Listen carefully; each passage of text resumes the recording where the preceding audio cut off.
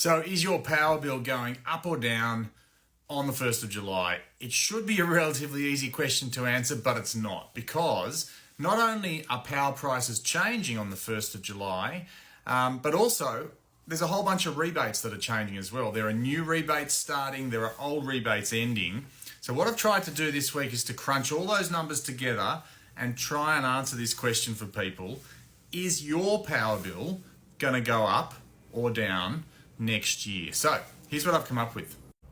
So this morning I did a segment on the Today Show where I tried to summarise who's getting a power bill hike and who's getting a cut from the 1st of July. Unfortunately, it's concession card holders and pensioners in 3 states who look like they might pay more for power next year than this year, and that's New South Wales, Victoria and South Australia. The reason for that is, in those states, concession card holders last year got a $500 rebate, or in the case of Victoria, two $250 rebates potentially.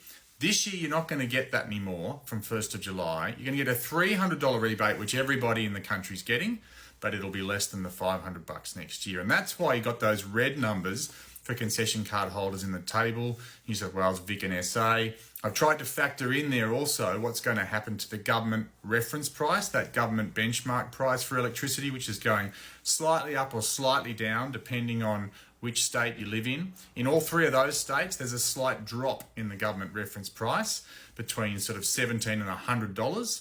And so I've factored that in with the reduced rebate. That's my estimate of where you might be. Of course, it's all going to depend on what your retailer does with your rates come 1 July. And we won't know more about that until they start emailing people, probably in June. As for non-concession card holders, other households are going to be much better off in those states, particularly in New South Wales, because of that $300 government rebate, which is starting 1st of July for all households. Different story in Queensland and WA. And the reason for that is, in those states, the state governments have announced a nice big fat state-based rebate for all households on top of the $300 federal government rebate. So Queenslanders are going to get $1,000 from the state government and $300 from the feds. In WA, $400 from the state government and $300 from the feds. And that's why you can see in some cases, when you look at non-concession card holders in Queensland, for example, they are going to be almost $700 potentially better off than last year because of those massive increases in their rebates. So fantastic news there for some, not so great news for others. This is all highly kind of, conditional, of course. You will find out what your retailer is doing with your particular bill come sometime in June, probably. They'll email you, so keep an eye out for that email.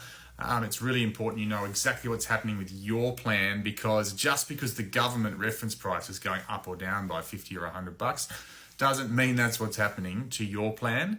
And some of us will either, maybe get a power price cut on our plan, or if we get a power price increase on our plan, we might be able to switch to a cheaper plan and save sometimes hundreds of dollars. Vinny's did some research in Victoria recently and found that the best plans on the market are $725 cheaper than that government price. So that's a huge difference you can save just by switching to a different supplier.